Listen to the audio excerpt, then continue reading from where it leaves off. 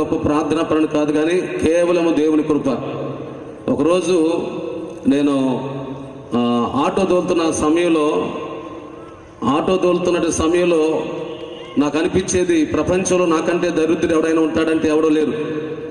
అంత దరిద్రుణ్ణి, ఎందుకు పనికిరాని వాడిని, పెంట కుప్పల మీద వేయబడిన దుమ్ము లాంటి వాడిని. అలాంటి పరిస్థితిలో నేను ఆటో తోలుతున్నప్పుడు నా ఆటో కూడా అంటే ఎవరు ఎక్కేవాళ్ళు కాదు.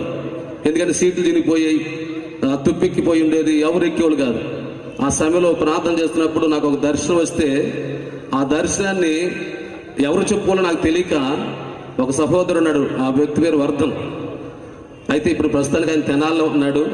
ఈరోజు మన మధ్యలోకి వచ్చాడు. ఆయనకి ఈ దర్శనం వచ్చిందని చెప్పాను. చెప్పినప్పుడు ఆయన అన్నాడు, అయ్యా నువ్వు సేవ చేయాలన్నాడు. ఈ దర్శనము నీవు సేవ చేయాలని దేవుడు చూపిస్తున్నాడని చెప్పినప్పుడు, బైబిల్ గ్రంథంలో మత్తయి సువార్త ఎక్కడో నాకు తెలియదు అయ్యా, నేను ఎలా సేవ చేస్తాను, అది సరి